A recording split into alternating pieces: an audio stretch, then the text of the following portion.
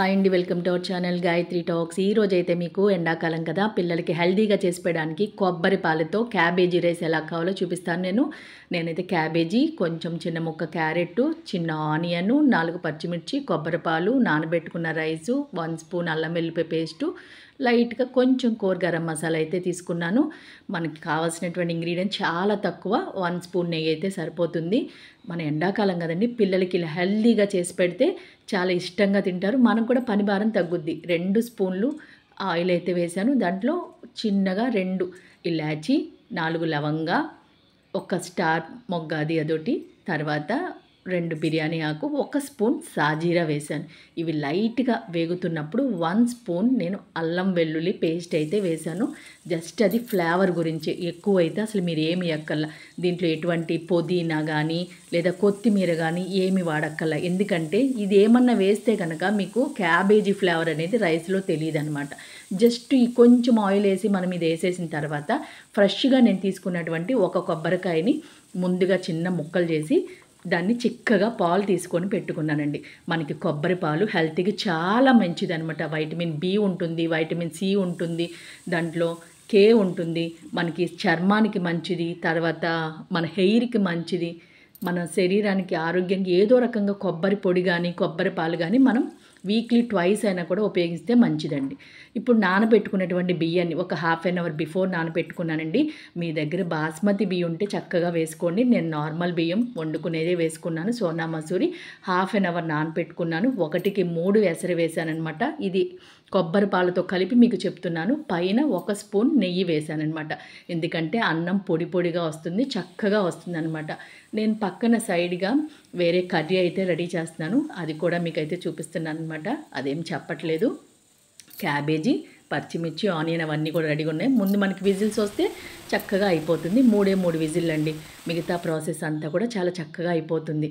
అలాగే క్యాబేజీలోకి తీసుకుంటే మనం వైటమిన్ సి ఉంటుంది కదండి, అది కూడా మనకి బాగా మనకి చక్కగా ఉపయోగపడుతుంది. రెసిస్టెంట్ పవర్ ఇస్తుంది మనకి.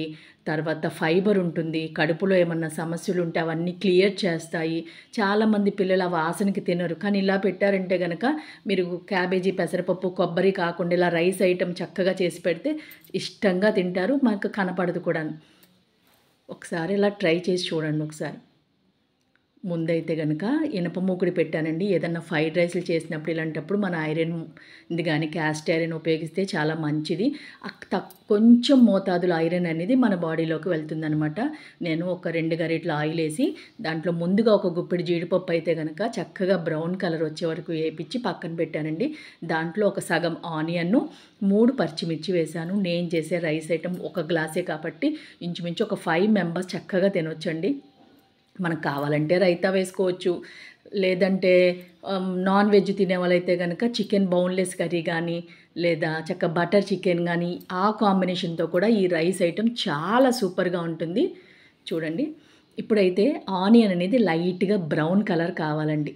అది వచ్చేసిన తర్వాత మనం దీంట్లో క్యాబేజీని, చిన్న క్యారెట్ ముక్కని యాడ్ చేశానమాట. పిల్లలకి కదా, మనం ఏ రైస్ ఐటెం పెట్టినా హెల్దీగా పెడితే వాళ్ళకు కూడా బాగుంటుంది. దీనికి జస్ట్ 2 పించెస్ మాత్రమే నేను సాల్ట్ అయితే యాడ్ చేశానమాట.